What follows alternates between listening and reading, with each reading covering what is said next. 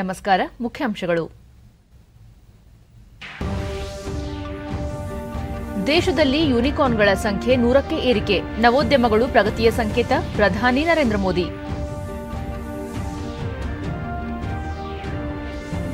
ರಾಷ್ಟ್ರಕವಿ ಕುವೆಂಪು ಅವರ ಪಠ್ಯ ಕುರಿತಂತೆ ಉಂಟಾಗಿರುವ ವಿವಾದದ ಕುರಿತು ಶಿಕ್ಷಣ ಸಚಿವ ಬಿಸಿ ನಾಗೇಶ್ ಅವರೊಂದಿಗೆ ಚರ್ಚೆ. ಮುಖ್ಯಮಂತ್ರಿ ಬಸವರಾಜ ಬೊಮ್ಮಾಯಿ. ಅನ್ವೇಷಣೆಯಿಂದ ಆಯುರ್ವೇದವನ್ನು ಮತ್ತಷ್ಟು ಉನ್ನತೀಕರಿಸುವುದು ಅವಶ್ಯ. ಸಾಂಪ್ರದಾಯಿಕ ಔಷಧಿ ಪದ್ಧತಿಗಳ ಸಂರಕ್ಷಣೆಗೆ ಉತ್ತೇಜನಕ್ಕೆ ಹಲವು ಕ್ರಮ. ರಾಷ್ಟ್ರಪತಿ ರಾಮನಾಥ್ ಕೋವಿಂದ್. ಕಾನ್ ಚಲನಚಿತ್ರೋತ್ಸವ. ಭಾರತದ ಶೌನಕ್ ಸೇನ್ ಅವರ ಆಲ್ ದಟ್ ಬ್ರೆತ್ಸ್ಗೆ ಪ್ರಶಸ್ತಿ.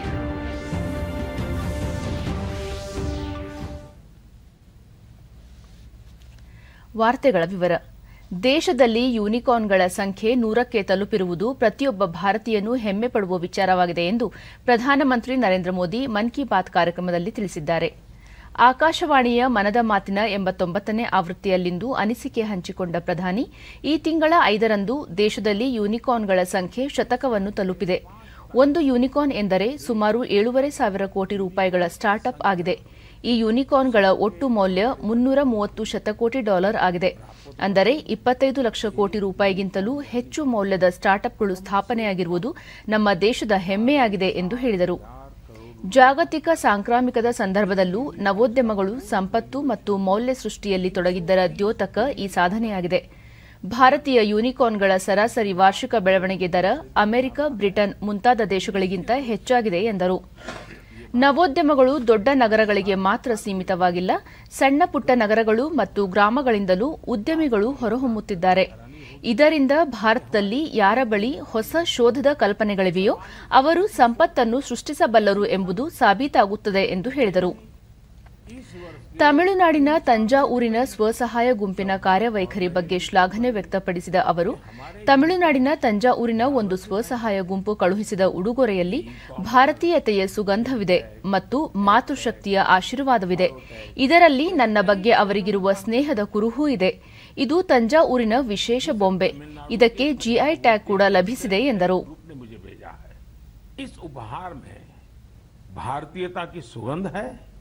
और मातृशक्ति के आशीर्वाद, मुझ पर उनके स्नेह की भी झलक है. यह एक स्पेशल तंजावुर डॉल है जिसे जीआई टैग भी मिला हुआ है.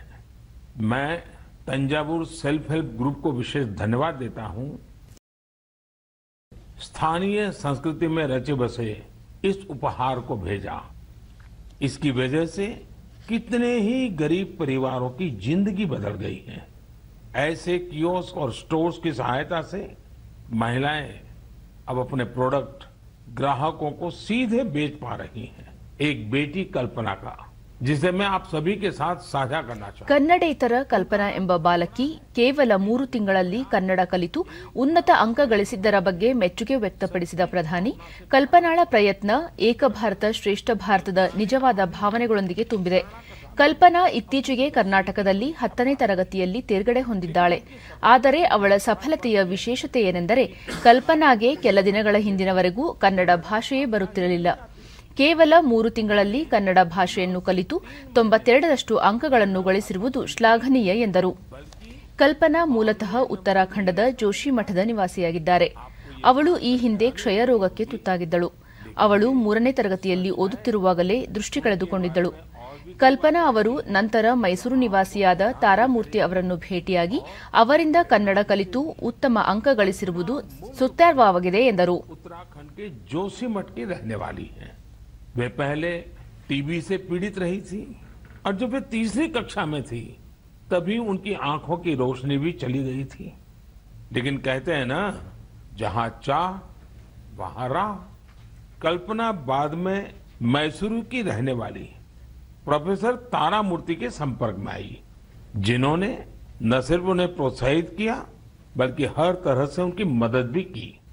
आज वो अपनी मेहनत से हम सब के लिए एक उदाहरण बन गई है.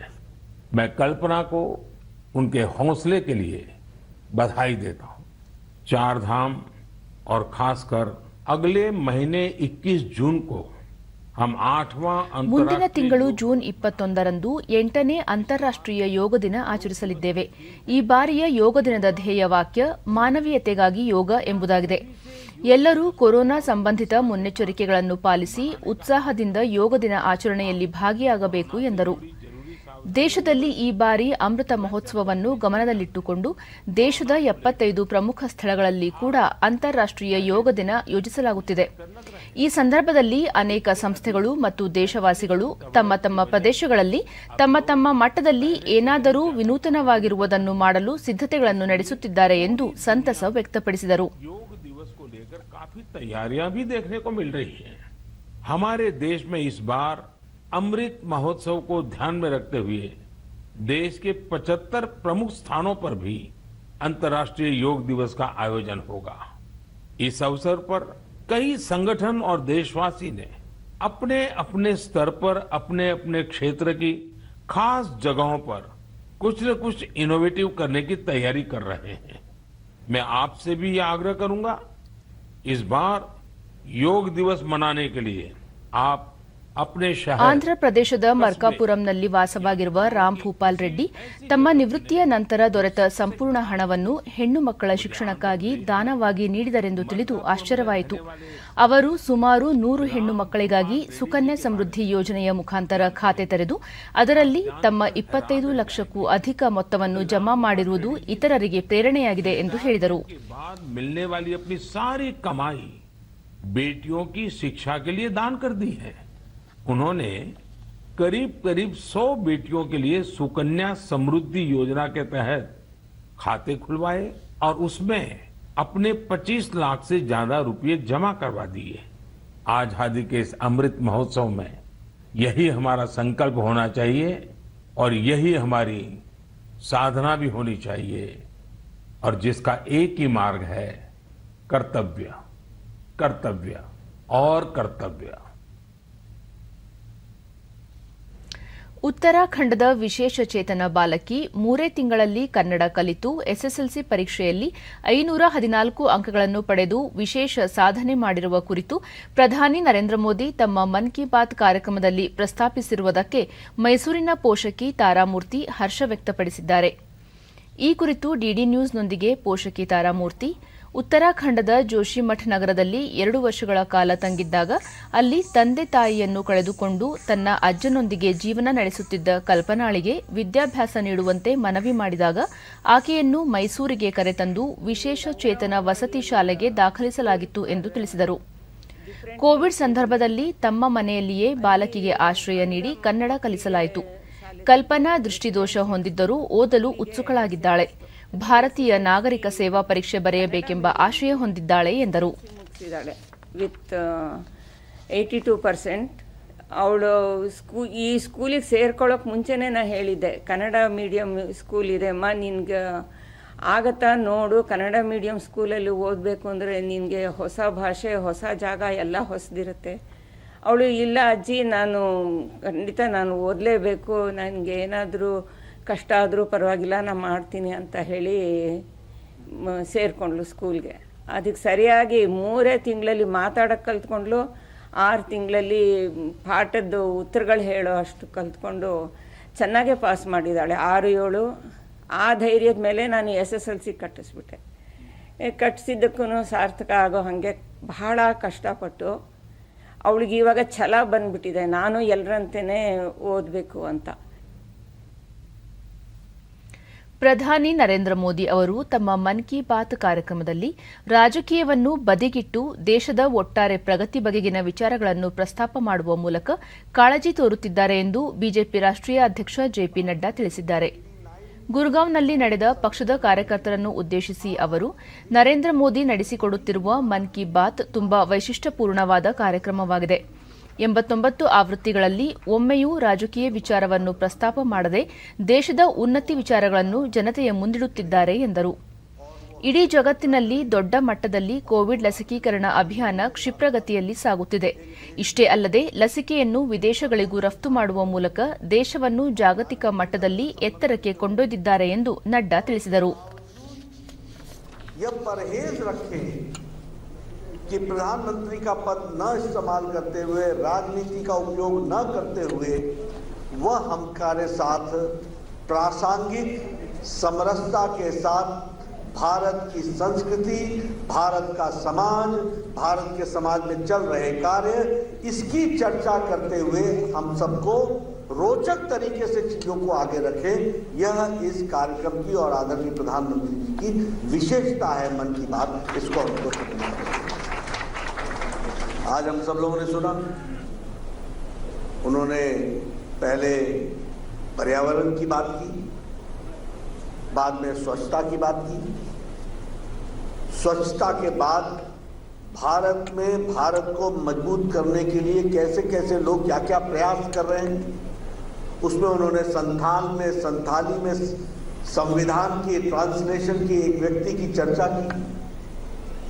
उसके साथ साथ उन्होंने गांव में मीठा पानी पहुंचे, इसके लिए किसने प्रयास किया है, इसकी चर्चा की। तो आप देखेंगे कि हमारे प्रधानमंत्री जी देश के प्रधानमंत्री होते हुए राजनीतिक पद का लाभ न उठाते हुए एक सामाजिक सांस्कृतिक दृष्टि से भारत कहां खड़ा है और कैसे आगे बढ़ रहा है, इसको उन्होंने हमारे सामने रखा। वो पर्यावरण की बात करते हैं, वो शिक्षा की बात करते हैं। कोरोना के दौरान हमारे लोग घबराएं नहीं, स्वास्थ्य का ख्याल रखें, योगा करें, किस तरीके से वो काम कर सकते हैं और अपने आप को मानसिक दृष्टि से लॉकडाउन की अवस्था में कहीं डिप्रेशन में न आए, ये सारी बातों को उन्होंने बड़ी बारीकी से हमारे सामने रखा है। ರಾಜ್ಯಸಭೆಗೆ 4 ಸ್ಥಾನಗಳಿಗೆ ನಡೆಯಲಿರುವ ಚುನಾವಣೆಯಲ್ಲಿ ಪಕ್ಷದ ಅಭ್ಯರ್ಥಿಗಳನ್ನು ಅಂತಿಮಗೊಳಿಸುವ ಸಂಬಂಧ ಶೀಘ್ರದಲ್ಲೇ ತೀರ್ಮಾನ ಕೈಗೊಳ್ಳಲಾಗುವುದು ಎಂದು ಮುಖ್ಯಮಂತ್ರಿ ಬಸವರಾಜ ಬೊಮ್ಮಾಯಿ ತಿಳಿಸಿದ್ದಾರೆ.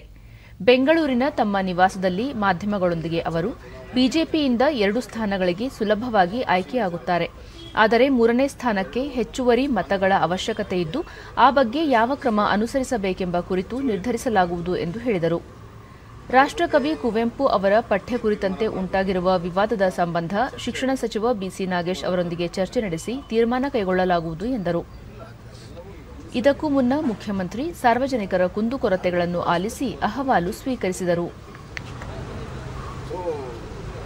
ಯಾರಾದರೂ ಇಬ್ಬರು ಒಟ್ಟಿಗೆ ಸೇರಿದರೆ ಮಾತ್ರ ಎಲ್ಲರೂ ಗೊತ್ತಿರುವಂಥ ವಿಚಾರ. ನೋಡೋಣ ಯಾರು ಮಾತಾಡ್ತಾರೆ, ಏನಾಗುತ್ತೆ. ಯಾವುದೂ ಕೂಡ ಅಂತಿಮವಾಗಿ ಯಾವುದೂ ಆಗಿಲ್ಲ. ನಿರ್ಮಲಾನಂದ ಶ್ರೀಗಳು ಏನು ಕುವೆಂಪು ಬಗ್ಗೆ ನಮ್ಮ ಅಭಿಪ್ರಾಯ ವ್ಯಕ್ತಪಡಿಸಿದ್ರು, ಭಾಳ ಗಂಭೀರ. ಇವತ್ತು ನಾನು ನಿನ್ನೆ ಹೇಳಿದೆ, ಇವತ್ತು ನಮ್ಮ ಎಜುಕೇಷನ್ ಮಂತ್ರಿ ಕರಿತಾ ಇದ್ದೀನಿ, ಕರೆದು ಸೂಕ್ತವಾದ ಕೇಂದ್ರ ಸರ್ಕಾರದ ಪ್ರಧಾನಮಂತ್ರಿ ಉಜ್ವಲ ಯೋಜನೆಯಿಂದ ಕೂಲಿ ಕಾರ್ಮಿಕರು, ಆರ್ಥಿಕವಾಗಿ ಹಿಂದುಳಿದ ವರ್ಗದವರಿಗೆ ಸಾಕಷ್ಟು ಅನುಕೂಲವಾಗಿದ್ದು, ಅಡುಗೆ ಅನಿಲ ದರದಲ್ಲಿ ಸಹಾಯಧನ ನೀಡುತ್ತಿರುವುದರಿಂದ ಮಹಿಳೆಯರು ಸಂತಸ ವ್ಯಕ್ತಪಡಿಸಿದ್ದಾರೆ. ಈ ಹಿಂದೆ ಸೌದೆಯ ಮೂಲಕ ಅಡುಗೆ ಮಾಡಲು ಸಮಯ ವ್ಯಯಿಸಬೇಕಿತ್ತು. ಆದರೆ ಕೆಲ ದಿನಗಳಿಂದೀಚೆಗೆ ಉಜ್ವಲ ಯೋಜನೆಯಡಿ ಅಡುಗೆ ಅನಿಲ ದೊರೆತಿರುವುದರಿಂದ ಹೊಗೆ ಮುಕ್ತ ಅಡುಗೆ ಮನೆ ನಿರ್ಮಾಣವಾಗಿದ್ದು ಸಮಯವೂ ಉಳಿತಾಯವಾಗುತ್ತಿದೆ. ಈ ಕುರಿತು ಡಿಡಿ ನ್ಯೂಸ್ನೊಂದಿಗೆ ಚಿತ್ರದುರ್ಗದ ಫಲಾನುಭವಿಗಳು ತಮ್ಮ ಅನಿಸಿಕೆ ಅಭಿಪ್ರಾಯಗಳನ್ನು ಹಂಚಿಕೊಂಡಿದ್ದಾರೆ. ಫಲಾನುಭವಿ ರೇಖಾಬಾಯಿ, ಪ್ರಧಾನಮಂತ್ರಿ ಉಜ್ವಲ ಯೋಜನೆಯಿಂದ ಸಮಯ ಉಳಿತಾಯವಾಗುತ್ತಿದೆ, ಜೊತೆಗೆ ಹೊಗೆ ಮುಕ್ತ ಅಡುಗೆ ಮನೆಯಿಂದ ತಮ್ಮ ಆರೋಗ್ಯದಲ್ಲಿ ಸುಧಾರಣೆ ಕಂಡು ಬಂದಿದೆ ಎಂದು ತಿಳಿಸಿದರು.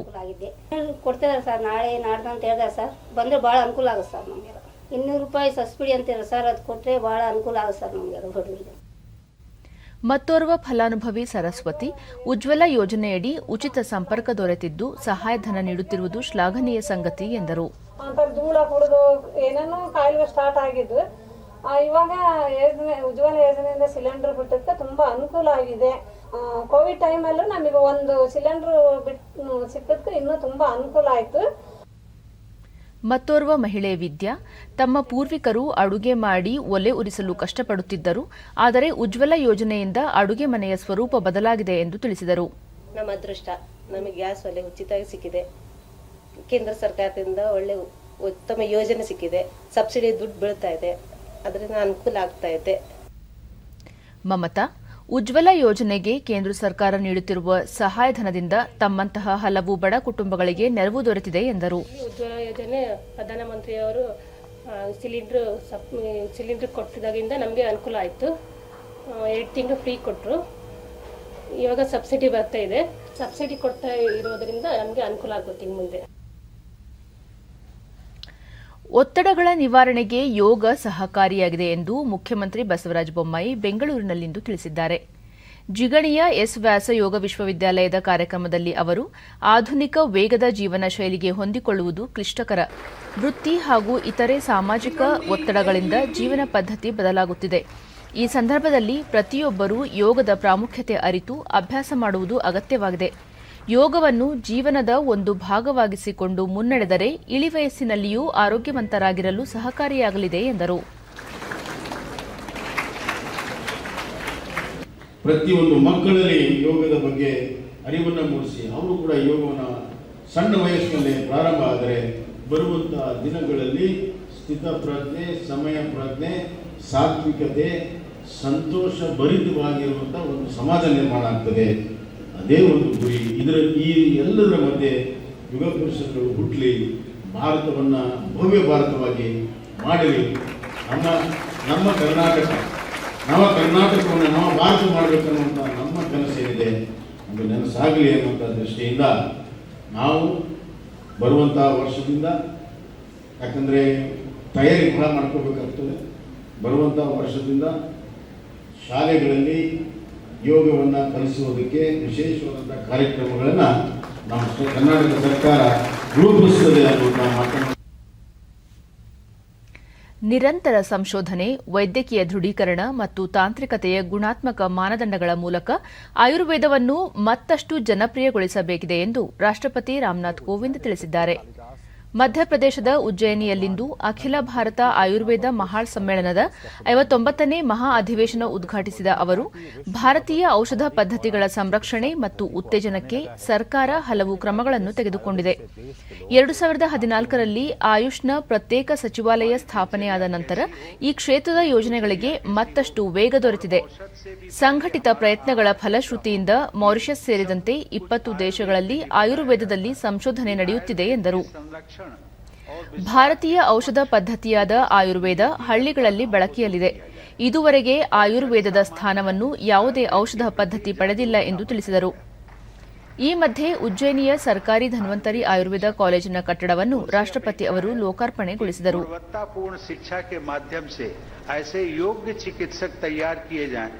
जो लोगों को व्यापक तौर पर किफायती उपचार उपलब्ध कराने में अधिक से अधिक अपना योगदान दे सके। विश्व भर में अनेक चिकित्सा पद्धतियां प्रचलित हैं, परंतु आयुर्वेद इन सबसे अलग है। आयुर्वेद का अर्थ है साइंस ऑफ लाइफ, अर्थात आयु का विज्ञान। विश्व में प्रचलित अनेक चिकित्सा पद्धतियों के साथ पैथी शब्द जुड़ा होता है।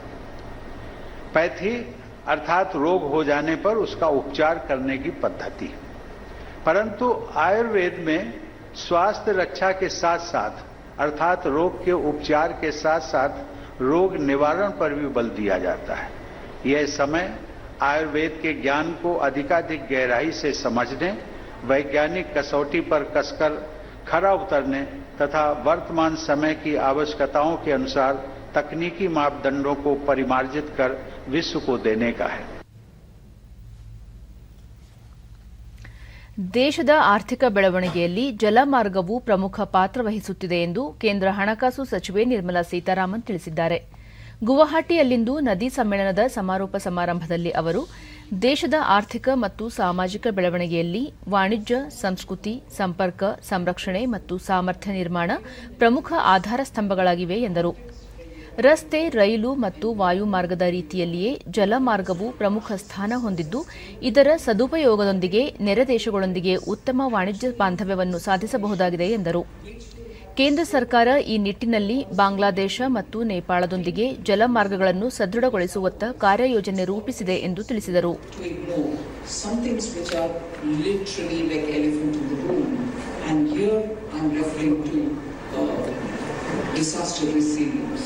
So even as we are talking about so many critical aspects of cooperation, which is consistent with Government of India's immediate neighbours and also with Government of India's BIMSTEC the Bay of Bengal area countries initiative that we've for the last decade given a lot of attention. ಕಾನ್ ಚಲನಚಿತ್ರೋತ್ಸವದಲ್ಲಿ ಭಾರತದ ನಿರ್ಮಾಪಕ ಶೌನಕ್ ಸೇನ್ ಅವರ ಸಾಕ್ಷ್ಯಚಿತ್ರ all that ಬ್ರೀತ್ಸ್ಗೆ ಪ್ರಶಸ್ತಿ ಬಂದಿರುವುದಕ್ಕೆ ಕೇಂದ್ರ ವಾರ್ತಾ ಮತ್ತು ಪ್ರಸಾರ ಖಾತೆ ಸಚಿವ ಅನುರಾಗ್ ಸಿಂಗ್ ಠಾಕೂರ್ ಅಭಿನಂದನೆ ಸಲ್ಲಿಸಿದ್ದಾರೆ. ಚಿತ್ರತಂಡಕ್ಕೆ ಅಭಿನಂದನೆ ಸಲ್ಲಿಸಿ ಟ್ವೀಟ್ ಮಾಡಿರುವ ಅವರು, ಜಾಗತಿಕ ಮಟ್ಟದಲ್ಲಿ ಪ್ರತಿಷ್ಠಿತ ಪ್ರಶಸ್ತಿ ಲಭಿಸಿರುವುದು ಭಾರತದ ಇತರೆ ಚಿತ್ರ ನಿರ್ಮಾಪಕರಿಗೆ ಸ್ಫೂರ್ತಿದಾಯಕವಾಗಿದೆ ಎಂದು ತಿಳಿಸಿದ್ದಾರೆ. ಕಾನ್ ಅಂತಾರಾಷ್ಟೀಯ ಚಲನಚಿತ್ರೋತ್ಸವದಲ್ಲಿ ಶೌನಕ್ ಅವರು ಪ್ರಶಸ್ತಿ ಸ್ವೀಕರಿಸಿದ್ದಾರೆ.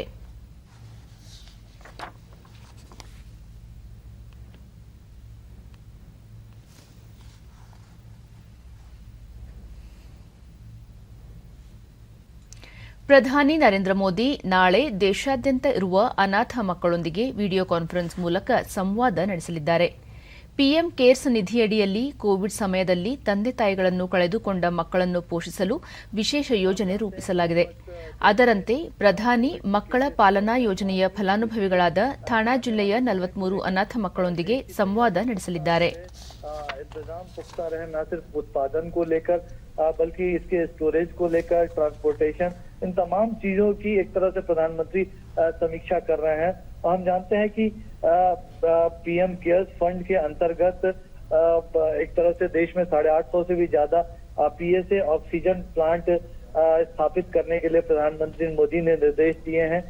इसके अलावा कल ही कैबिनेट ने एक बड़ा फैसला किया है कि जो एक विशेष पैकेज दिया गया है कोरोना महामारी से निपटने के लिए राज्यों को, उस पैकेज के अंतर्गत 1000 से भी ज्यादा स्टोरेज कैपेसिटी तैयार की जाएगी. तो एक तरफ ऑक्सीजन प्लांट का निर्माण, तो दूसरी तरफ स्टोरेज कैपेसिटी जो जिलों में हम जानते हैं करीब 750 जिले हैं देश में, तो एक तरह से 1 या 2 स्टोरेज या भंडार.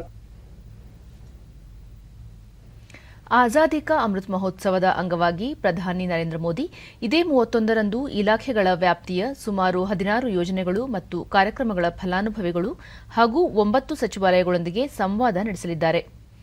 ಗರೀಬ್ ಕಲ್ಯಾಣ್ ಸಮ್ಮೇಳನ ಎಂಬ ಹೆಸರಿನ ರಾಷ್ಟೀಯ ಮಟ್ಟದ ಕಾರ್ಯಕ್ರಮ ಶಿಮ್ಲಾದಲ್ಲಿ ನಡೆಯಲಿದೆ. ಈ ಕಾರ್ಯಕ್ರಮದ ವೇಳೆ ಪ್ರಧಾನಿ ನೇರವಾಗಿ ಫಲಾನುಭವಿಗಳೊಂದಿಗೆ ವಿಡಿಯೋ ಕಾನ್ಫರೆನ್ಸ್ ಮೂಲಕ ಸಂವಾದ ನಡೆಸಲಿದ್ದಾರೆ. ಇದೇ ಸಂದರ್ಭದಲ್ಲಿ ನರೇಂದ್ರ ಮೋದಿ ಅವರು ಪ್ರಧಾನಮಂತ್ರಿ ಕಿಸಾನ್ ಸಮ್ಮಾನ್ ನಿಧಿ ಯೋಜನೆಯ 11ನೇ ಕಂತನ್ನು ರೈತರ ಖಾತೆಗಳಿಗೆ ಜಮೆ ಮಾಡಲಿದ್ದಾರೆ. ಒಟ್ಟು 21,000 ಕೋಟಿ ರೂಪಾಯಿಗಳನ್ನು ಬಿಡುಗಡೆ ಮಾಡಲಿದ್ದಾರೆ. ಇದೇ ಸಮಯದಲ್ಲಿ ರಾಜ್ಯದ ರಾಜಧಾನಿಗಳು, ಜಿಲ್ಲಾ ಕೇಂದ್ರಗಳು ಮತ್ತು ಕೆವಿಕೆ ಕೇಂದ್ರಗಳಲ್ಲಿ ಕಾರ್ಯಕ್ರಮಗಳನ್ನು ಆಯೋಜಿಸಲಾಗುತ್ತಿದೆ. ಕೇಂದ್ರದ ಯೋಜನೆಗಳ ಫಲಾನುಭವಿಗಳು ನೇರವಾಗಿ ನಡೆಸಲಿದ್ದಾರೆ. ಈ ಸರಣಿ ಕಾರ್ಯಕ್ರಮಗಳ ಅಡಿಯಲ್ಲಿ ಯೋಜನೆಯ ಫಲಾನುಭವಿಗಳು ಕೇಂದ್ರ ಮತ್ತು ರಾಜ್ಯ ಸಚಿವರು, ಸಂಸದರು, ವಿಧಾನಸಭಾ ಸದಸ್ಯರು ಮತ್ತು ಇತರೆ ಚುನಾಯಿತ ಸಾರ್ವಜನಿಕ ಪ್ರತಿನಿಧಿಗಳೊಂದಿಗೆ ಸಂವಾದ ನಡೆಸಲಿದ್ದಾರೆ.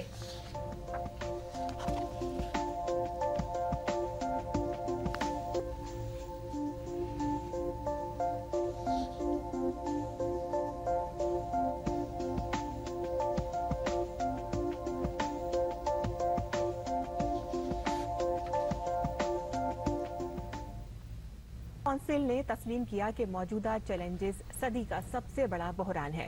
वजीर-ए-आज़म नरेंद्र मोदी ने वीडियो कॉन्फ्रेंसिंग के तवज्जुह से मुनक़िद मीटिंग की सदारत की.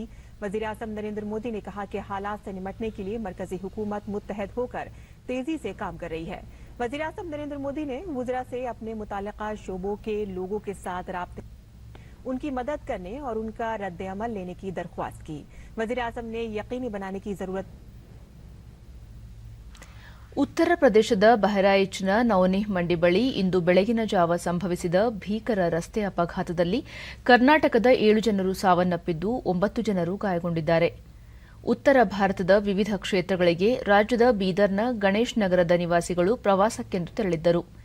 ಇಂದು ಮುಂಜಾನೆ ಅವರು ಪ್ರಯಾಣಿಸುತ್ತಿದ್ದ ಟೆಂಪೋ ಟ್ರಾವೆಲರ್ ಮತ್ತು ಲಾರಿಯೊಂದು ನವನಿಹ್ ಮಂಡಿಯ ಥಾನಾ ಮೋತಿಪುರ ಜನಪದ ಬಳಿ ಮುಖಾಮುಖಿ ಡಿಕ್ಕಿಯಾಗಿವೆ. ಟೆಂಪೋ ಟ್ರಾವೆಲರ್ನಲ್ಲಿದ್ದ 16 ಜನ ಪೈಕಿ 7 ಮಂದಿ ಸ್ಥಳದಲ್ಲಿಯೇ ಸಾವನ್ನಪ್ಪಿದ್ದು 9 ಮಂದಿ ಗಾಯಗೊಂಡಿದ್ದಾರೆ. ಇವರ ಪೈಕಿ 7 ಮಂದಿಗೆ ಗಂಭೀರ ಗಾಯಗಳಾಗಿವೆ ಎಂದು ಪೊಲೀಸರು ತಿಳಿಸಿದ್ದಾರೆ.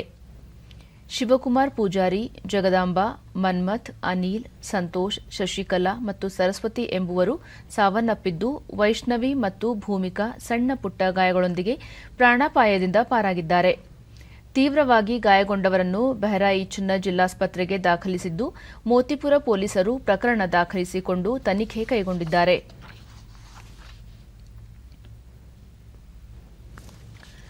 ಕೋವಿಡ್-19 ಹಿನ್ನೆಲೆಯಲ್ಲಿ ಕಳೆದ 2 ವರ್ಷಗಳ ಹಿಂದೆ ತಾತ್ಕಾಲಿಕವಾಗಿ ಸ್ಥಗಿತಗೊಂಡಿದ್ದ ಭಾರತ-ಬಾಂಗ್ಲಾದೇಶ ನಡುವಿನ ರೈಲು ಸಂಚಾರಕ್ಕೆ ಇಂದು ಬಾಂಗ್ಲಾ ರಾಜಧಾನಿ ಢಾಕಾದಲ್ಲಿ ಹಸಿರು ನಿಶಾನೆ ತೋರಲಾಯಿತು.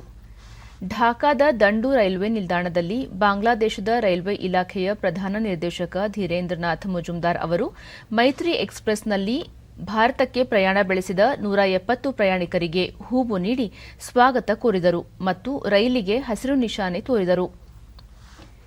ಇದೇ ವೇಳೆ ಕೋಲ್ಕತ್ತಾ ಖುನ್ಲಾ ನಡುವೆ ಸಂಚರಿಸುವ ಬಂಧನ್ ಎಕ್ಸ್‌ಪ್ರೆಸ್ ರೈಲು ಸಂಚಾರಕ್ಕೆ ಕೋಲ್ಕತ್ತಾದಲ್ಲಿ ಚಾಲನೆ ದೊರೆಯಿತು. ಮತ್ತೊಂದೆಡೆ ಹೊಸದಾಗಿ ಪರಿಚಯಿಸಿರುವ ಮೈತ್ರಿ ಎಕ್ಸ್‌ಪ್ರೆಸ್ ರೈಲು ನ್ಯೂ ಜಲ್ಪೈಗುರಿ ಮತ್ತು ಢಾಕಾ ನಡುವೆ ಸಂಚರಿಸಲಿದ್ದು, ಈ ರೈಲಿಗೆ ಭಾರತ ಮತ್ತು ಬಾಂಗ್ಲಾದೇಶದ ರೈಲ್ವೆ ಸಚಿವರು ಜೂನ್ 1ರಂದು ಹಸಿರು ನಿಶಾನೆ ತೋರಲಿದ್ದಾರೆ. ಈ ರೈಲು ಪ್ರತಿ ಭಾನುವಾರ ಮತ್ತು ಬುಧವಾರ ಸಂಚರಿಸಲಿದ್ದು, ನ್ಯೂ ಜಲ್ಪೈಗುರಿಯಿಂದ ಬೆಳಗ್ಗೆ 11:45 ಹೊರಟು ರಾತ್ರಿ 10:30 ವೇಳೆಗೆ ಢಾಕಾ ತಲುಪಲಿದೆ. ಇದೇ ರೈಲು ಸೋಮವಾರ ಮತ್ತು ಗುರುವಾರ ಢಾಕಾದಿಂದ ರಾತ್ರಿ 9:50 ಹೊರಟು ನ್ಯೂ ಜಲ್ಪೈಗುರಿಯನ್ನು ಮರುದಿನ ಬೆಳಗ್ಗೆ 7:15 ತಲುಪಲಿದೆ. ಈಗ ಕೊನೆಯಲ್ಲಿ ಮತ್ತೊಮ್ಮೆ ಮುಖ್ಯಾಂಶಗಳು. ದೇಶದಲ್ಲಿ ಯೂನಿಕಾರ್ನ್ಗಳ ಸಂಖ್ಯೆ 100ಕ್ಕೆ ಏರಿಕೆ, ನವೋದ್ಯಮಗಳು ಪ್ರಗತಿಯ ಸಂಕೇತ, ಪ್ರಧಾನಿ ನರೇಂದ್ರ ಮೋದಿ. ರಾಷ್ಟ್ರಕವಿ ಕುವೆಂಪು ಅವರ ಪಠ್ಯ ಕುರಿತಂತೆ ಉಂಟಾಗಿರುವ ವಿವಾದದ ಕುರಿತು ಶಿಕ್ಷಣ ಸಚಿವ ಬಿಸಿ ನಾಗೇಶ್ ಅವರೊಂದಿಗೆ ಚರ್ಚೆ, ಮುಖ್ಯಮಂತ್ರಿ ಬಸವರಾಜ ಬೊಮ್ಮಾಯಿ. ಅನ್ವೇಷಣೆಯಿಂದ ಆಯುರ್ವೇದವನ್ನು ಮತ್ತಷ್ಟು ಉನ್ನತೀಕರಿಸುವುದು ಅವಶ್ಯ, ಸಾಂಪ್ರದಾಯಿಕ ಔಷಧಿ ಪದ್ಧತಿಗಳ ಸಂರಕ್ಷಣೆ ಉತ್ತೇಜನಕ್ಕೆ ಹಲವು ಕ್ರಮ, ರಾಷ್ಟ್ರಪತಿ ರಾಮನಾಥ್ ಕೋವಿಂದ್. ಕಾನ್ ಚಲನಚಿತ್ರೋತ್ಸವ, ಭಾರತದ ಶೌನಕ್ ಸೇನ್ ಅವರ ಆಲ್ ದಟ್ ಬ್ರೆತ್ಸ್ಗೆ ಪ್ರಶಸ್ತಿ.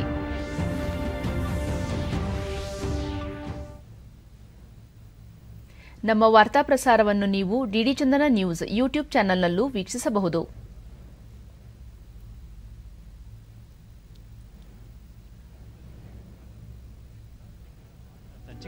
ಸುದ್ದಿ ಸೌರಭ. ಈ ತಿಂಗಳ ಸಂಚಿಕೆ ಇದೇ ಭಾನುವಾರ ಮೇ ತಿಂಗಳ 29ರಂದು ಸಂಜೆ 6 ಗಂಟೆಗೆ. ಈ ಸಂಚಿಕೆಯಲ್ಲಿ ಸಮಾನ ಮನಸ್ಕ ಜಲಮೂಲ ಸಂರಕ್ಷಕರು, ವರ್ಷಕ್ಕೆ 2 ಕೆರೆಗಳಂತೆ ನಾವು ಒಂದು ಯೋಜನೆಯನ್ನು ಇಟ್ಕೊಂಡಿದ್ದೀವಿ. ಇದಕ್ಕೆ ಹಣಕಾಸಿನ ನೆರವು ಯಾರು ಕೊಡ್ತಾರೆ ಅಂತ ಹೇಳಿದ್ರೆ ಎಲ್ಲರೂ ಕೂಡ ಸಾರ್ವಜನಿಕರೇ ಸಹಾಯ ಮಾಡ್ತಾರೆ. ಸಾಧಕರಿ ದಿವ್ಯಾಂಗ ಸೋದರ ಸೋದರಿ, ನಾವು ಯಾರು ಕೂಡ ಜೀವನದಲ್ಲಿ ಜಿಗುಪ್ಸೆ ಆಗಬೇಕಾಗಿಲ್ಲ, ಯಾಕಂದ್ರೆ ನಾವು ಪ್ರಯತ್ನ ಪಟ್ಟರೆ ಏನು ಬೇಕಾದರೂ ಮಾಡ್ಬೋದು. ಅವರಿಗೆ ಯಾವ ಕಲೆ ಇಷ್ಟನೋ ಆ ಕಲೆಯಲ್ಲಿ ಅವರು ಕೂಡ ಪ್ರಯತ್ನ ಪಟ್ಟರೆ ನಾವು ಏನನ್ನು ಕೂಡ ಸಾಧಿಸಬಹುದು. ಸಮಗ್ರ ಕೃಷಿಯಿಂದ ರಾಷ್ಟ್ರದ ಗಮನ ಸೆಳೆದ ತುಮಕೂರು ಕೃಷಿಕ. ಅಡಿಕೆ, ತೆಂಗು, ಬೇರೆ ಹಣ್ಣು, ಸಾಂಬಾರು ಪದಾರ್ಥ ಇದೆಲ್ಲದರಿಂದಲೂ ನಮಗೆ ಒಂದು 25 ಲಕ್ಷದವರೆಗೂ ನಮಗೆ ವಾರ್ಷಿಕ ಆದಾಯ ಬರ್ತಾ ಇದೆ. ಹಾಗೂ 163 ಪದವಿ ಪಡೆದ ವಿಶ್ವ ದಾಖಲೆಯ ಸರದಾರ. ಏನು ಕೆಲಸ ಮಾಡಬೇಕಂದ್ರೆ ಇಷ್ಟ ಇರಬೇಕು, ಇಷ್ಟ ಇಲ್ಲ ಅಂದರೆ ನಾವು ಏನು ಮಾಡೋಕ್ಕೆ ಆಗೋದಿಲ್ಲ. ಆ ಇಷ್ಟಪಟ್ಟು ಮಾಡಿದ್ರೆ ಕಷ್ಟ ಅಂತ ಕಾಣಿಸೋದಿಲ್ಲ ಅಂತ ನಾನು. ಸುದ್ದಿ ಸೌರಭ ಮೇ ತಿಂಗಳ 29ನೇ ತಾರೀಕು ಭಾನುವಾರ ಸಂಜೆ 6 ಗಂಟೆಗೆ. ಮರುಪ್ರಸಾರ ಜೂನ್ ತಿಂಗಳ 5ನೇ ತಾರೀಕು ಭಾನುವಾರ ಮಧ್ಯಾಹ್ನ 2 ಗಂಟೆಗೆ. ತಪ್ಪದೇ ವೀಕ್ಷಿಸಿ. ನಮ್ಮ ಮುಂದಿನ ವಾರ್ತಾ ಪ್ರಸಾರ ಸಂಜೆ 7 ಗಂಟೆಗೆ. ನಮಸ್ಕಾರ.